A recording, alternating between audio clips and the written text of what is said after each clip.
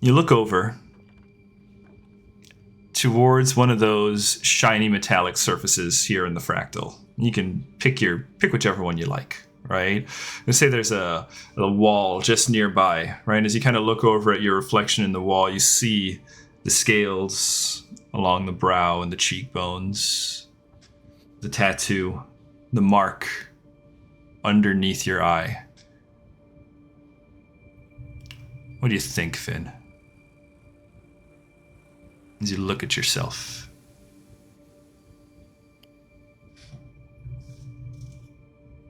I think as Finn looks at himself, he feels this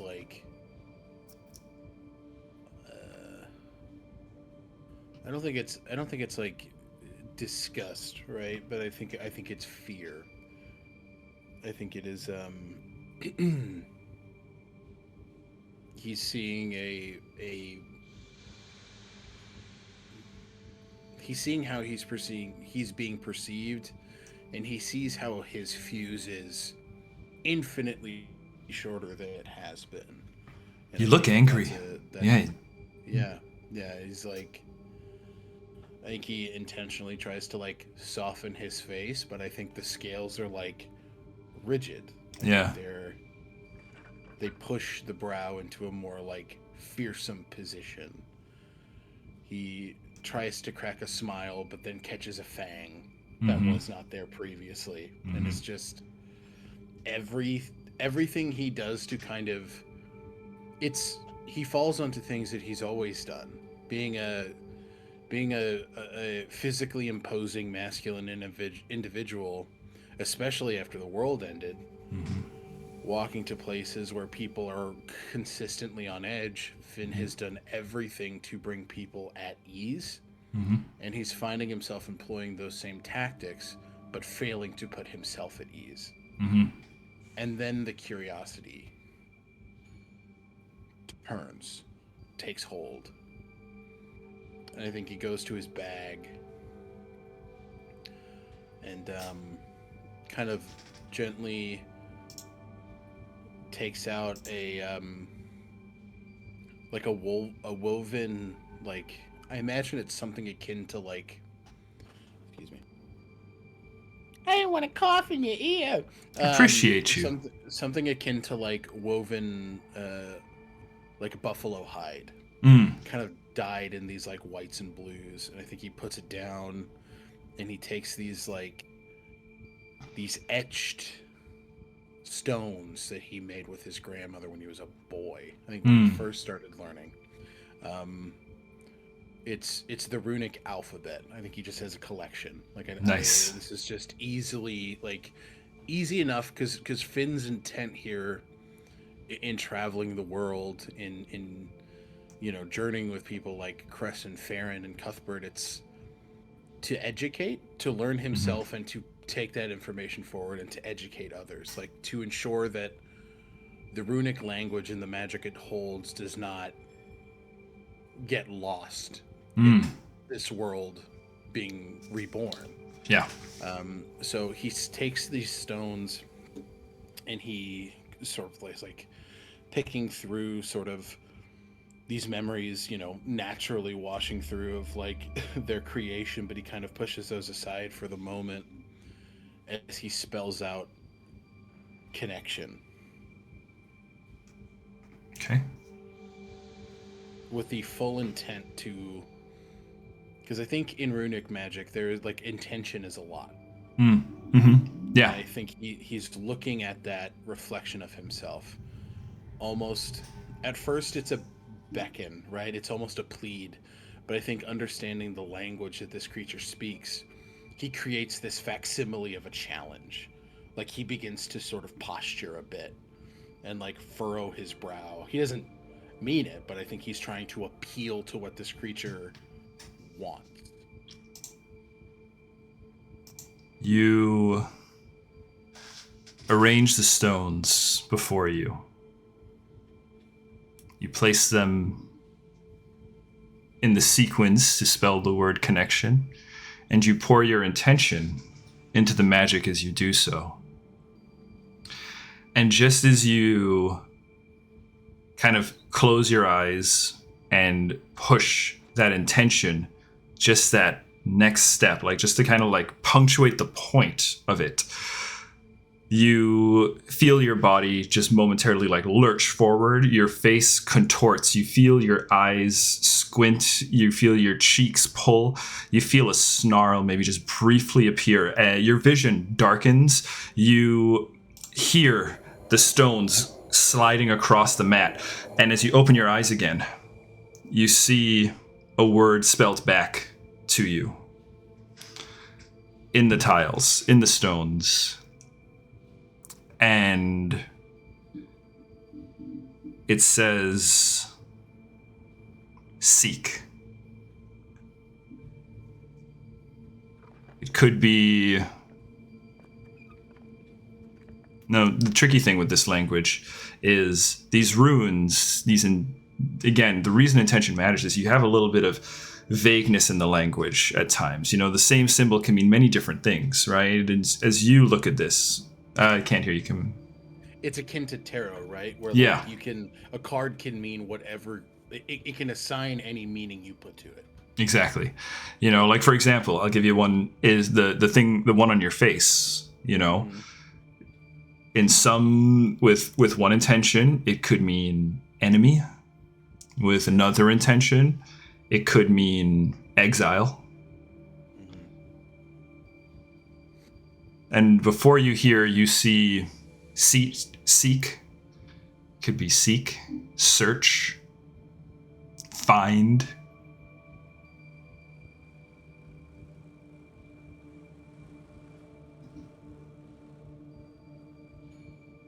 Come, actually, might even be another one. It might be a beckoning. What are you smiling about? What are you smiling about? Guys, this is a family show. Yes, it is.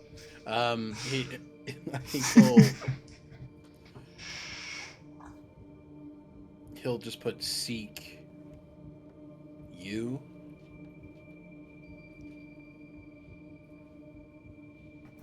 Place it. And you arrange the stones. Roll me an occultism here. I love occultism. Oh, good. Oh. 25. 25 is really good. 25 is good. With the 25, what happens with the 25 is you arrange the stones, and as you find yourself arranging the stones, Finn, for whatever reason, each tile, as you place them to respond, each tile just feels like it's getting a little bit heavier and heavier until you finally finish and you reach the last one. And as the stone hits the mat, as that last bit of intention is poured out of you, something inside you opens. A hole inside you opens. You find yourself, you know that dream, you ever have that thing where you're falling in your sleep? Right? And you do the... Yeah. So suddenly you feel like that's happening. You know, your eyes kind of close and you feel that falling happening. You go to stop yourself, but you just keep falling until finally your eyes, you find yourself in a new space. You find yourself in a dark hall.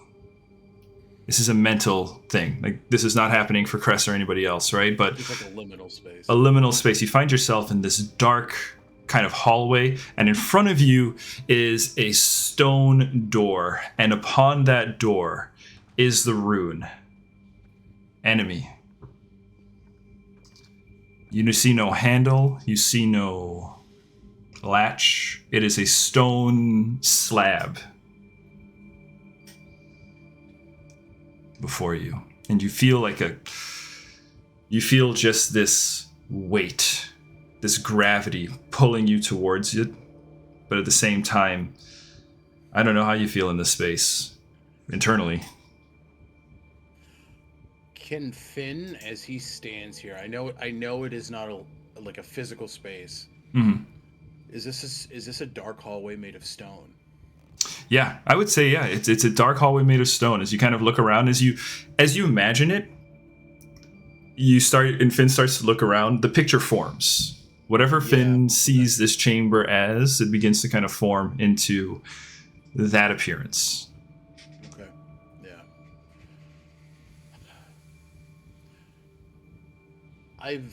I've delved a couple like giant ruins before. Mm-hmm.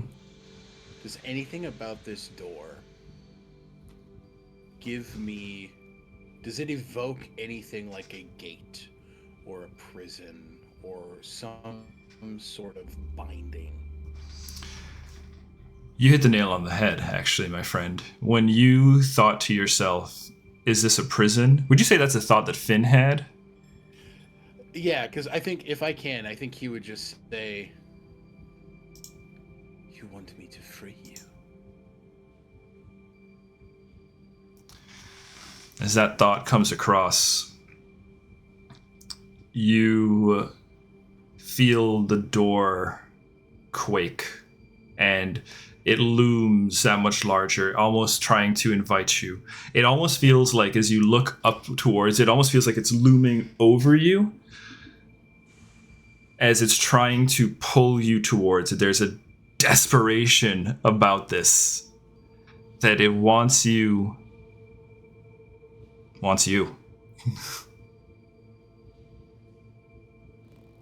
Why are you here?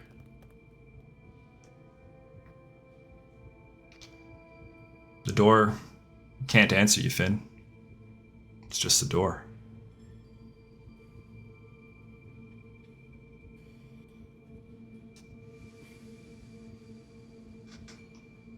I think there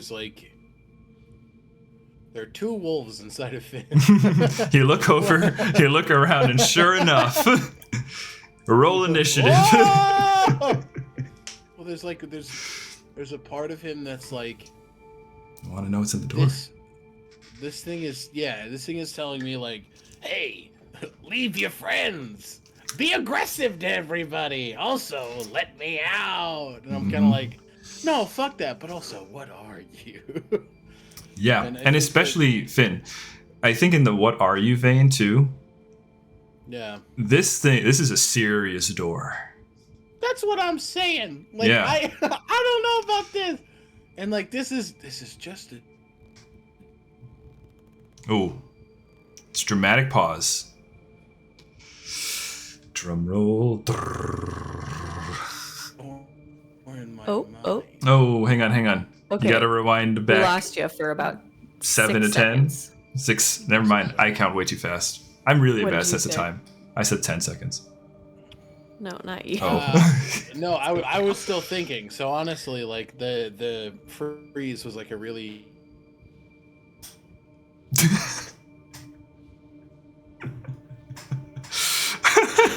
Oh, good shit. Dude, you froze. Yeah. You froze again, man. Hi. Okay, we're good. Go ahead. Yeah. Okay. There are two wolves inside of him. He wants to check it out, but he also doesn't want to fuck with this thing. But I think that, I think Finn in the moment leans on the comfort that I think he understands this is in his head. Mm-hmm.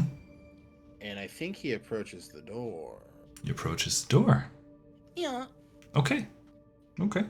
Finn, you approach the door. Do you attempt to open it at all? Or are you just kind of like walking up closer to it? As you approach the door, I think, you'd still feel like there's an anticipation. You ever get like, I don't know, you remember Christmas morning as a kid, you wake up and you're just kind of like, that energy about it.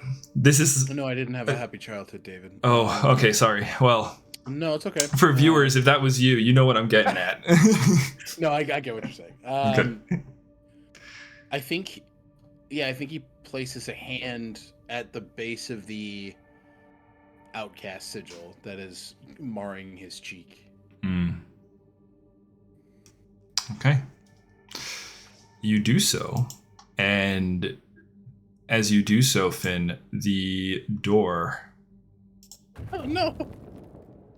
crumbles at your touch, and you hear a voice calling from beyond, calling from down in these shadows, these impenetrable shadows. You can feel something. You can feel the abyss looking back at you as it says, "Welcome, Vingard. I hoped you would seek me out. Come, claim your inheritance." Roll credits. Roll credits. I've been waiting for that shit for months. You're like, I'm here. And from beyond, Finn, from echoing out from within there, you hear a heartbeat. You hear chains. And you hear crumbling stone.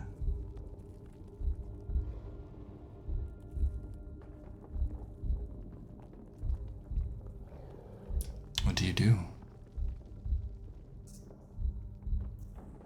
He takes a step in. You take a step in. You take a step in, Finn. You walk down through darkness.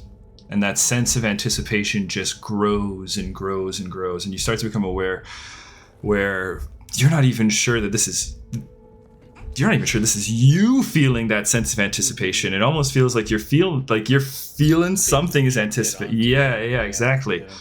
Yeah. And you hear the voice kind of beckoning you as you make your way through. Every now and then, just a, "Yes, come, jailer."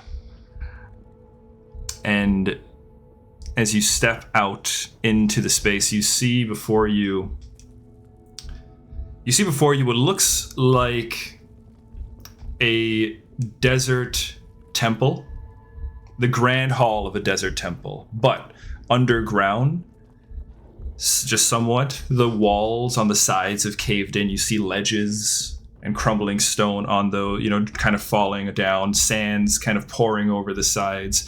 The roof is broken open, so there's just several beams of sunlight that come down and kind of cut the darkness, revealing the space. And in the center of this arena, in the center of this space, you see a gargantuan, ancient blue dragon wrapped in chains, imprisoned. It is tethered to the floor in chains. No. As you see, its mouth is chains wrapped around the muzzle, and these silver eyes just stare at you as you stepped into the space. You can see the chains as you look around. They kind of stretch outwards onto different points of the room. You see them kind of wrapped around large, giant pillars of stone. The pillars themselves are covered in runes. The floor where the dragon is tethered to, it's a raised pedestal. It's stone, cracked, as this thing has clearly struggled, or maybe it's just been pulled down so hard that the stone itself is cracked underneath it. But even that stone pedestal that it is tethered to or pinned to is covered in runes. I mean, just glyphs and runes as far as you can see. And these pillars, there are 8 of them that the chains kind of extend and tie to. One of them, as you step in, the one closest to you, actually, just ironically, this is a dream space. It's no point really saying distance, right? It's as close as it's going to need to be to you. But as you look at it, you can see that one actually has a slight glow to it, a slightly bluish, purplish glow to it. And that is the only one that is currently glowing, though, as the dragon is tethered and chained to these pillars. And you see, as you step in, the voice calls out, "Vingard, welcome to my torment."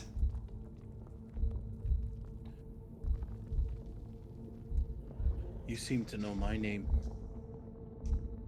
What's yours? I know your name because I have been with you as long as you have been you.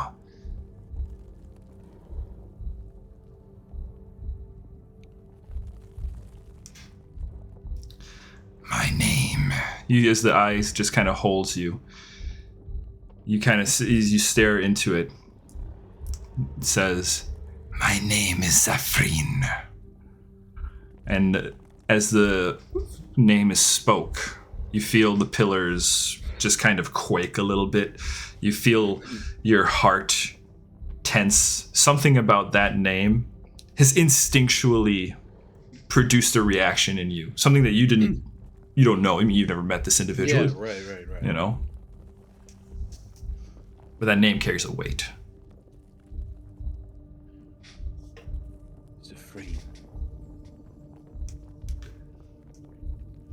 You say you've been with me all this time, but I've never heard of you. But my heart aches and tells me I should fear you. So I ask,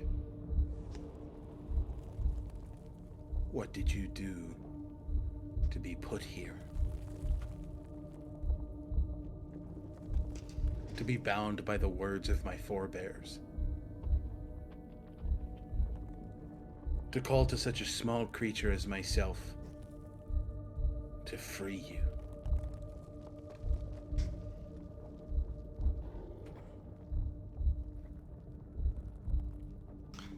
My punishment was decided by your relatives, your line, the line of Reese, a long time ago. And my imprisonment has been passed down.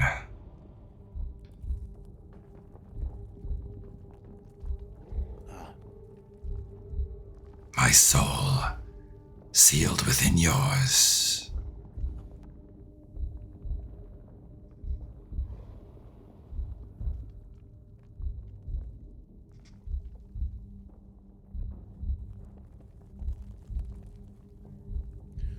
So family's burden to bear. Right. That didn't answer my question, Zafreen. Why are you here? What did you do? And why should I, Fingard, son of Fjelgard, grandson of Air, give you freedom?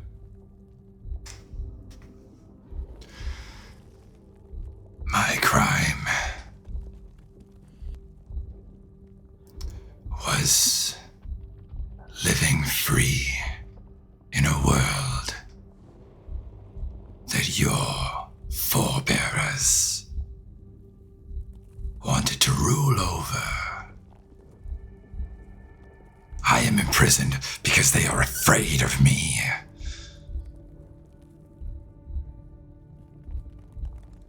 But Vingard, if you trust me, if you put your faith in me, together we can be so powerful. We can rule this new world.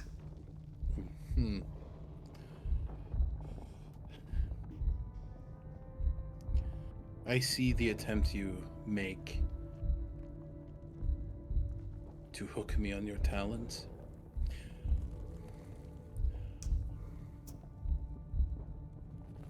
Much like my father, I am carved from stone. That will not take. Because you ask me to put faith in isolation, to put faith in the pursuit of power. If you've been with me my entire life, then you know I don't seek power. I seek knowledge. I seek learning. I seek the opportunity to teach. You ask me to leave people I care for, to hurt and intimidate the people I don't. I fear you, though I don't know why. And for that reason, I don't trust you. And I don't think I will. But you've given me a name to research. And I thank you for that. I will not seek you out, and I will not free you. I understand that my forebears are not perfect. But I will learn about you. And I'm sure that you have deceptions to hide. And I promise you that I am very smart. And I will unearth those secrets. Take a fucking hero point. Take a fucking hero point, dude. You brilliant motherfucker.